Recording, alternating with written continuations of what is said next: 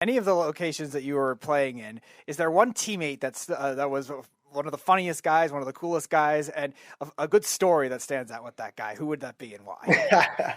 You're not getting any of those stories. Listen, you know what I was going to say prior to those? So I was with the Rockies in 2008, the Yankees in 2009. In 2007, the Rockies went to the World Series by the skin of their teeth. Won game 163. Matt Halladay slid in, and I think he was actually out with replay, but they called him safe, etc. They had like 10 dudes that like wanted to play like halfway through the season. One of them had like 4 wins. A lot of them have at bats. They weren't with the team the next spring, and maybe like they got traded that season. Anyways, guys who actually had wins in the big leagues, the Rockies didn't want to give them World Series rings. And it was a huge argument in spring training the next year. And I'm sitting there going, you guys went to the World Series. This dude had 5 wins. You guys got in by the skin of your teeth. Like, how are you not going to give this man a World Series ring? The Yankees weren't like that. Like, I got a call in spring training with the Dodgers next year, and he asked me my ring size. And I was like, bro, I pitched in 2 games. I was in the big leagues for a month and a half. They're like, that's not how it works with us. And I was like, that's why you guys, are such a great organization.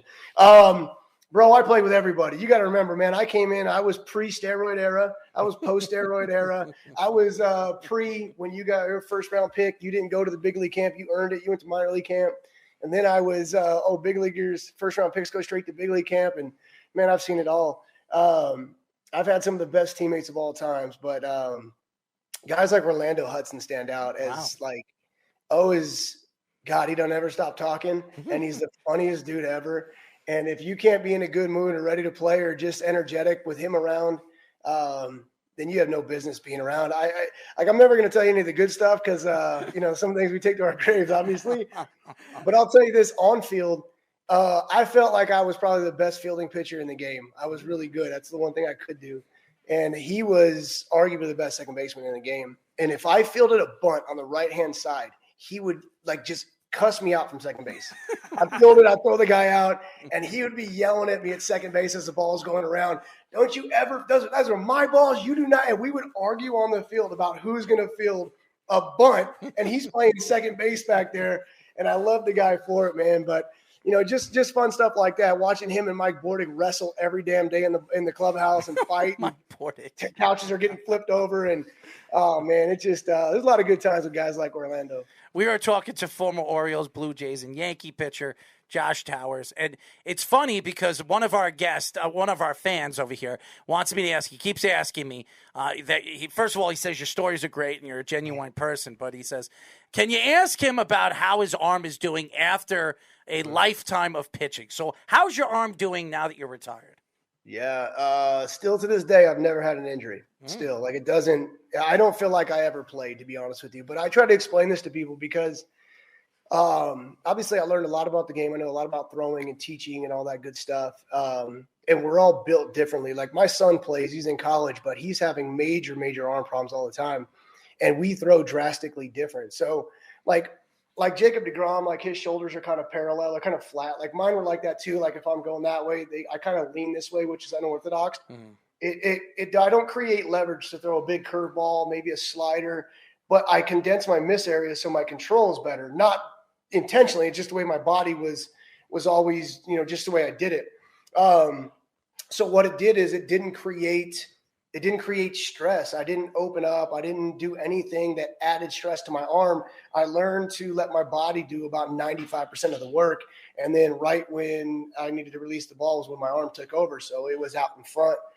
And so, by default of having, whether you call them good mechanics, bad mechanics, whatever you call it, by default, I never had arm problems ever. And it's very, very lucky. I got to be honest, man. I mean, playing my whole life and then 16 years or whatever it was professionally to not go into the knife or have any issues. And even to this day, like all the stuff that I've done with the kids in travel ball and high school and all the pro guys that I mess with. I go out there and throw on a regular basis and it's nothing, dude. And I just couldn't get more lucky. Yeah. So I'm actually going to ask Carl's other question because it was also one of mine too. The toughest hitter you ever faced and why? Oh, there's 2 of them. Bernie Williams and Frank Catalanato. Mm-hmm. Yeah. And listen, Bernie would just, God, I hate you.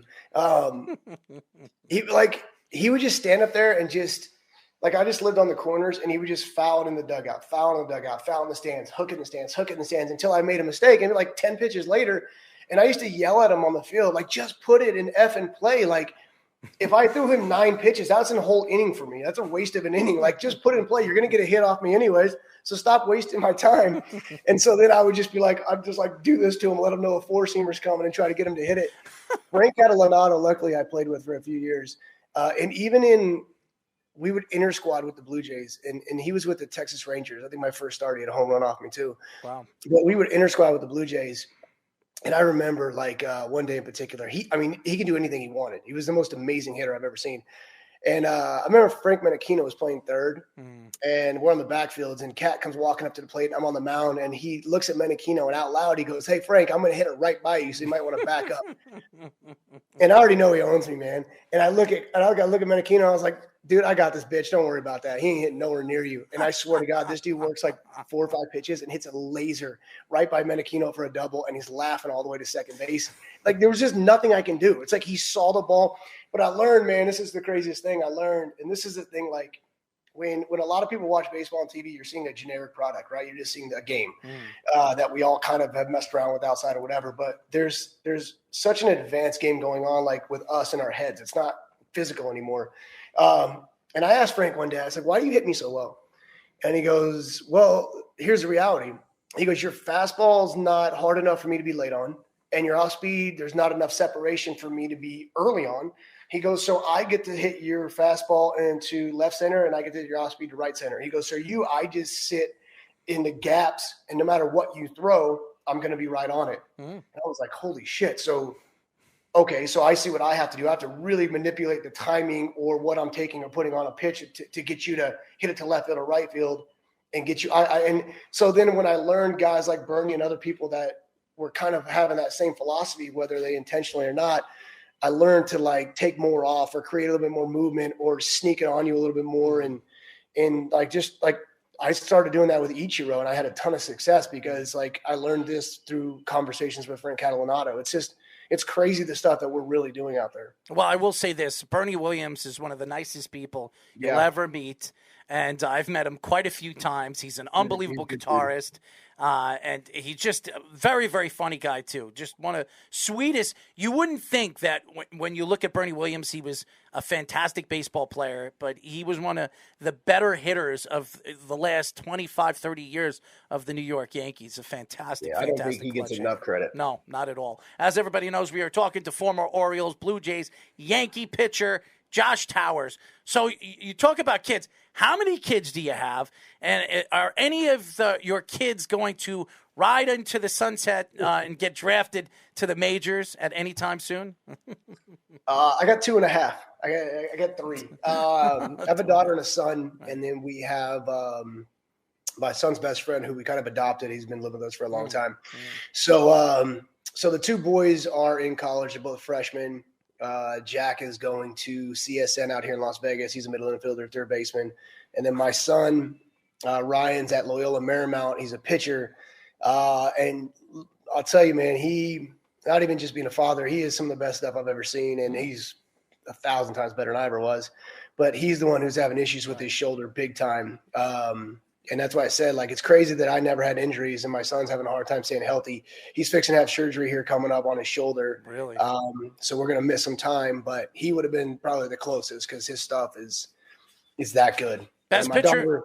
Daughter plays a little softball in high school. She's a freshman, but she decided after playing once in her life, like 5 years ago, she's like, "Oh, I'll play softball in high school." I was like, "What? Like, just like that? You're just going to jump?" Okay. Let's see how it goes, man. And that's your other family member right there, right? I've got 2 of them, and she does not like. Let me see. She doesn't like when she's not getting all the attention. This is this one. Is that that looks like a poodle? Is it some kind of poodle? I think it's a Cavachon. Ah, very beautiful. Yeah, she wants all the attention all the time. Well, who do you think is the best pitcher in baseball right now? It's Jacob for sure. It's not even close with deGrom. He simplified the process of pitching, and people are too dumb to realize what he's doing. But, I mean, the hardest pitch to hit, and Cal used to always tell me this about Derek Jeter, the hardest pitch to keep your hands inside is down and away. I mean, it's just the reality of the pitch, and the closer the ball is, the easier it is to keep your hands inside. And so Jacob pitches down and away. He lives in this little corner of the strike zone. And it's fastball. That's a slider. Just kidding. Oh, it's a changeup. Just kidding. And he manipulates this little small pocket of a corner, and he never misses. And so down and away to righties, and he really buries the lefties. You got to respect his 98-mile-an-hour fastball. And then right when you do, it disappears. It's a slider because he makes it move after you make the decision to swing. And it's so simple what he's doing. And we are too, in essence, stupid as pitchers to do it. To like, we look at him and go, oh my God, he's so good. We can do it ourselves, and we don't. We want to go over here and up here and down here. 6 pitches later, simplify the process of pitching. And you got guys like Max Scherzer. How many guys earned their contracts after they got them? Clayton Kershaw, one of the best in the game. I mean, this guy's been. And the Mets got 2 of them. Figure that one out. And they're still not going to go to the postseason. That's probably true. That's what's crazy about that team, man. Like, you root for them, but it's not the reality. It's unfortunate. You got to have depth. You asked it earlier. Why the Yankees? I heard you talking before I was on air. Why the Yankees always so successful? Whether they win the World Series or not, they're always around the postseason, right? Why? Because they have depth. They're like the Dodgers. They have depth. When Roy Halladay goes down, they have somebody to step up, right? Like, they have depth, and the Mets have no depth, and they don't understand that. So my last question was actually about that. The late great Roy Halladay. What was it like? What was he like as a teammate, and a favorite memory of his? Oh, geez, yeah, that's my dude, man. Yeah, I could talk about Roy all day, to be honest with you, not because he passed and whatever, but he's the only teammate, and I've had a lot of people that I've played with, a lot of Hall of Famers, a lot of whatever. He's the only teammate that, like, how do I say this? Like, if you were sitting around, like right now, just sitting on the couch or something, and he walked in, you get nervous that you're not doing something, right? Because he led by example, and he was always busy, and he was always doing. He would never let you see him sit down, watch TV for a second, take a break. It's not his style. So, like, if you weren't doing something, like, you felt guilty. Like, we didn't want to win for ourselves, so we wanted to win for Roy. Like, it meant so much to try to get to the postseason just for him, and that's why when he got traded to Philadelphia and then went to the postseason, like, I remember talking to BJ Ryan that day. I was sitting in the sports book at the M Casino here in Vegas, and I remember calling BJ, and I said, Roy's gonna, and he goes, what, throw a no-hitter today? And I go, yeah.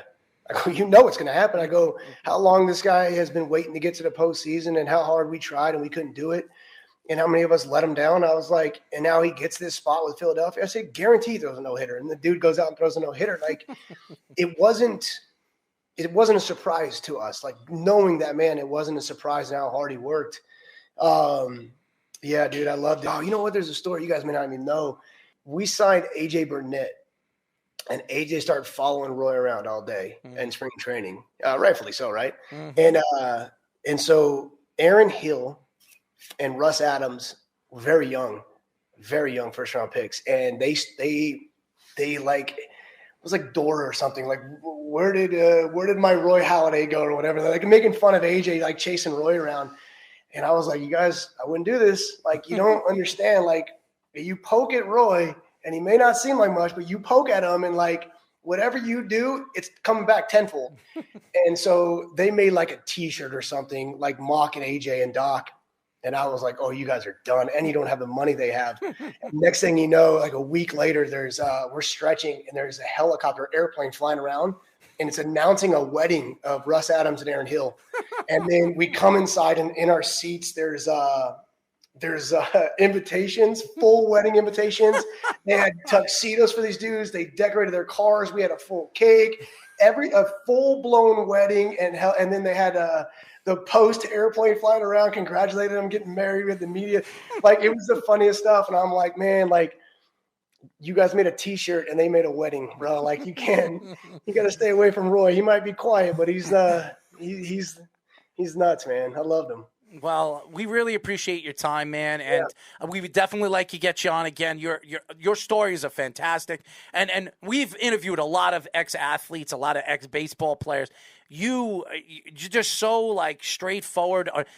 Your stories are just really what's the word, Speedy? Just what would you call his stories? Like passionate, but also like very in depth. Like it's just natural too. Like I just think that who you are as a person, not only as an ex-baseball player, just as a person, and the stories that you have and the stories that you brought to the show, we really appreciate it. And we'll be in touch. We'd love to get you on again.